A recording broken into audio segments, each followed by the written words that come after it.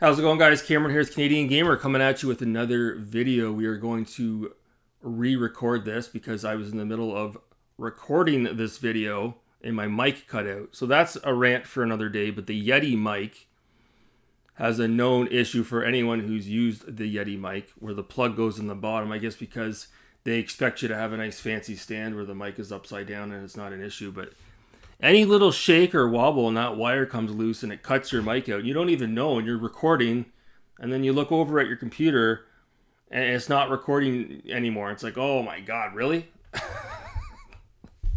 So that's a rant for another day.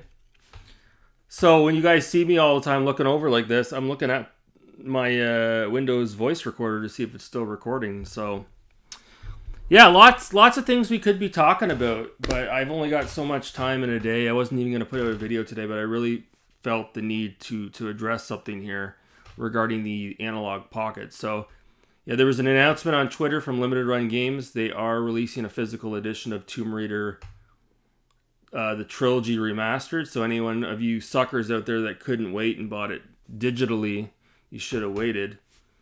Xbox has announced a new Vapor controller. I think it's out now. It's the Fire Vapor. I think it's called the Fire. It looks like it's on fire. It's cool looking, really cool. Of course, Microsoft shut down a couple of their their developers, their in-house dev teams, if you will. They own all these companies, and everybody's screaming, why are you shutting down these companies? Blah blah blah blah blah blah. Well, we're not going to get into it here, but there's obviously business reasons as to why they're doing these things, and don't always believe everything that these YouTubers say, because there's more to the story than what these guys don't work at Microsoft. They don't know what's really going on behind the scenes. So yeah, I'll leave it at that. So today I want to talk about the Analogue Pocket. And the reason why I want to talk about it is because when I initially bought it, I was an early adopter, and I put out, I think I had even said it in my review. I said, this is like in initial impressions. I was like, I haven't used it enough to really put out a full-fledged review. And if I did not say that, I apologize, but I feel like I did say that. And then 6 months later, I put out an update video, again, giving you my thoughts on the Analogue Pocket. Now, if any of you guys don't know what this is, it's an FPGA device, and it's able to play GBA and original Game Boy and Game Boy Color carts without any special adapter. And you can also play Atari Lynx, Neo Geo Pocket. Good luck finding any of those games out in the wild.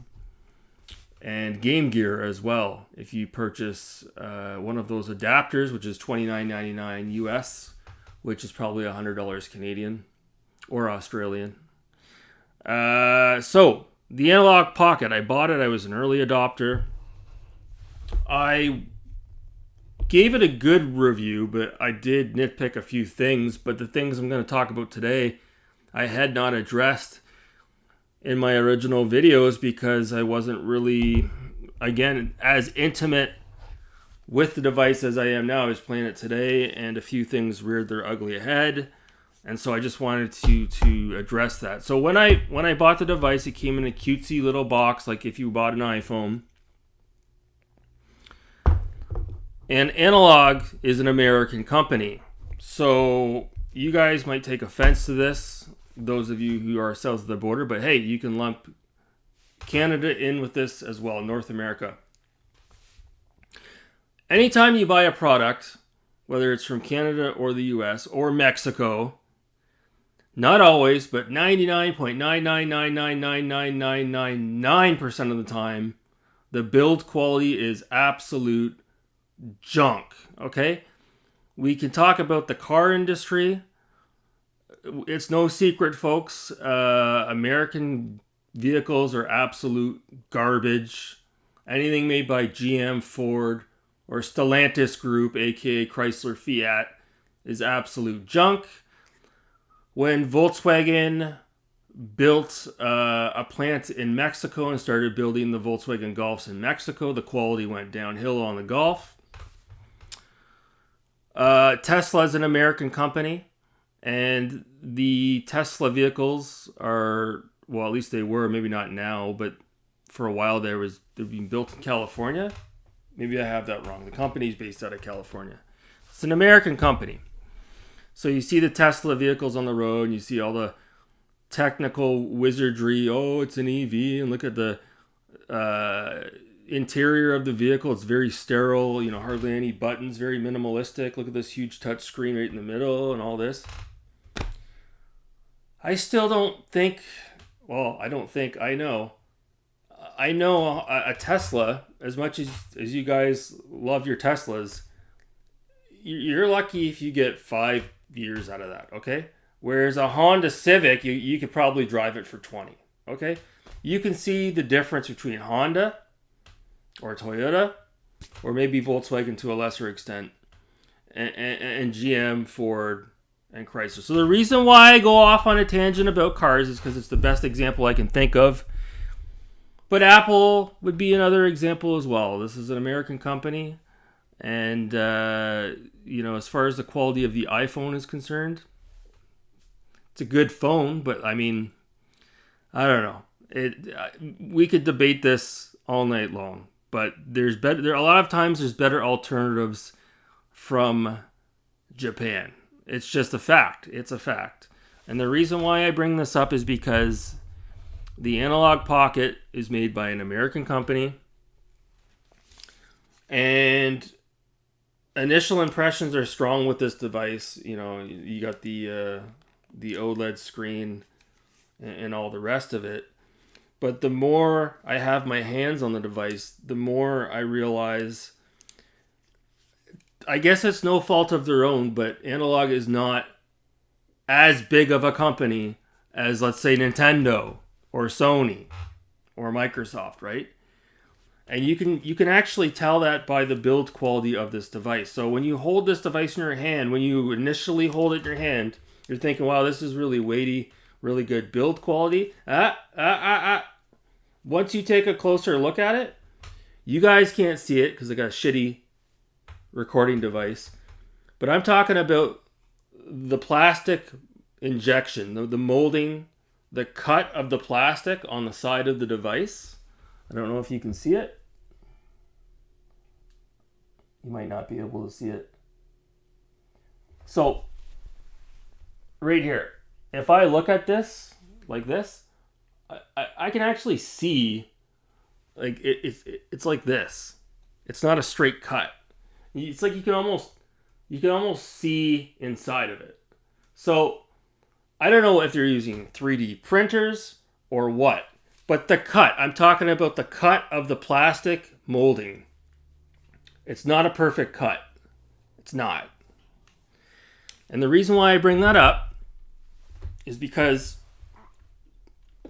if we take an original GBA SP, okay, and you look at the cut, the plastic injection, the molding on the side of this, it's perfect. It's flush. It's flush. It's flush. So if we're gonna get technical about it, this is of better build quality than this. It is. You've got the Gorilla Glass screen, which doesn't sit flush on the device for whatever reason. It doesn't sit flush on it. It's like the glass is, I guess there's some sort of adhesive they use, but it's on top of the device. It's really odd. I don't know why Analogue didn't choose to put A, B, X, and Y on the buttons. I guess because there's different cartridges you could put in this device, and they wanted to leave the button mapping, to your imagination. But for me, I'm predominantly playing Game Boy Advance, Game Boy games on this, and sure, maybe I'm dyslexic, but I'm thinking about the buttons like A, B, X, Y, and I'm looking at this, and I mean, at least Nintendo, I know it's only 2 buttons, but they've got it branded on there, A and B. I'm just saying.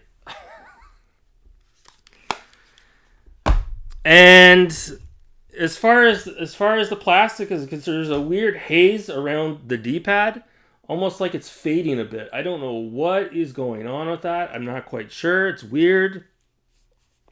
So the quality of the plastic, it's subpar, I would say. The on and off button is really weird. It's weird. It's like a flat light green button on the side. It doesn't feel good to press. You really have to squeeze it to get the device to turn on and off. And the volume button is so tiny, it's just above it. If you can see that there. So just some real questionable design choices, and I don't know why Analogue opted to go with the original Game Boy aesthetic and not the GBA Advance, the original model, where it's a little bit bulkier maybe, but like it would feel better for my big dick beater hands to hold the OG Game Boy Advance over the upright model. So again, I'm not saying I hate the device. I like it. The screen is incredible. All the bells and whistles. Sure. But as far as the build quality is concerned, and the quality of the plastic, and the quality of the craftsmanship and the cuts, it's not good. It's not. Nobody else has mentioned this. It's not good. And the thing is the original Game Boy, that came out in 1989? And you can still find the original Game Boy in working order. It's very possible. So how many years ago was that? 25 years ago? And I'm supposed to believe that this is going to last 25 years? I don't think this is going to last 25 years. I don't. Okay? So similar to comparing a Honda Accord or a Toyota Camry, okay, to a Chevrolet Impala or a Dodge Intrepid. It's not rocket science, folks. It's not rocket science. And the last thing I wanted to mention here, now I was playing Topspin 2 today, which is a really good game, believe it or not.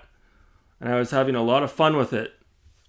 And I was going through the career mode, and I went through the training, and I built up my perks, my stats, which is imperative to being able to get through the game. And I had like a save file, and I was just really having a good time with it. And I was in the middle of a match, and this is like the third time this has happened to me since I've owned the device. Through no fault of my own, I did not press the off button. The device just shut off. The screen went black. The device completely just shut off. I'm like, how could that be? I'm like, the battery was at about 50%. Which, by the way, takes forever for these things to charge. Because it depends on the brick that you're using. Not like Analogue would provide that with the device when you pay $199 for the device USD. No, you got to use your own power brick. But yeah, neither here nor there. So the device shut off on its own. And then I booted it back up. Sure enough, 51% battery left. I go back into Topspin, and my fucking save file is corrupt. Gone. I lost everything. I fucking lost everything. So could you imagine if you were playing something that was of significant value as far as your time is concerned? We're talking like Super Mario World, Legend of Zelda: Link to the Past on the Game Boy Advance, maybe a Fire Emblem, maybe an RPG that you get really deep into, or a game where you put in 15, 16, 17 hours, and then this thing crashes on you, and then you boot it back up, and then your save file's gone? Holy fuck. Jesus. Crazy. And then I Google this issue, and I come to find out that it's a known issue, and other people have experienced it as well. So I can't recommend this. As much as it pains for me to say that, I can't recommend this. I can't. For two reasons. Questionable build quality. Okay? And the fact that the device is just shutting down like that? Unbelievable. You would be further ahead to get yourself an original Game Boy Advance, the one that takes the AA batteries, and getting the LCD backlit screen mod for that device. I'm saying it now. you would be further ahead to get that mod. Because even though the screen on the Analogue Pocket, much like the screen in a Tesla, is of high quality and it looks better than anything on the market, the rest of the automobile here, folks, is falling apart at its seams, okay? Terrible plastic molding injections. The device is shutting down on me. Okay? I don't know if they're using a 3D printer or what. Okay? What's going to happen when Analogue goes out of business and this thing stops working? It's going to be a fucking paperweight. Okay? There's no way a company like Analogue, as successful as they are going to be able to produce a product that is on par with something that Nintendo Corporation is able to build. It's just the reality, okay? This may have the better screen and more bells and whistles than this, but at the end of the day, this is actually much better than this. It is, okay? So if you bought an Analogue Pocket and you're thinking about selling off your original GBA or your Game Boy, don't. Hold on to your Game Boy, hold on to your GBA, because I have a sneaky suspicion it's not if, but when this thing decides to stop working. And when it does, you're going to want to have your original Game Boy or your Game Boy Advance to go back to. The D-pad, this is just personal preference. The D-pad and the buttons on this thing don't feel as good as they do on the Game Boy Advance. But yeah, these buttons on the side are just atrocious. Honest to God. Honest to God. So that's it. Yeah, I like the Analogue Pocket when it's working. I'm less than enthusiastic about the cut. The quality of the cut, that really bugs me. And I can't believe, it took me this long to really... I had noticed it, but I didn't really think to mention it. But now that I really look at it, I'm like, yeah, that looks fucking... like a kid in his basement that created something using a 3D printer. That's what it looks like. So that's it. That's my rant for today. I cannot recommend the Analogue Pocket as it stands right now. I just can't. I can't. So that's going to do it for this video, guys. I hope you're all doing well. I appreciate anyone that tuned in for my last video there, my pickups video. I had a lot of fun with that one. And we'll be back with something a little bit later. So anyways, guys, thanks so much for watching. Have a good night.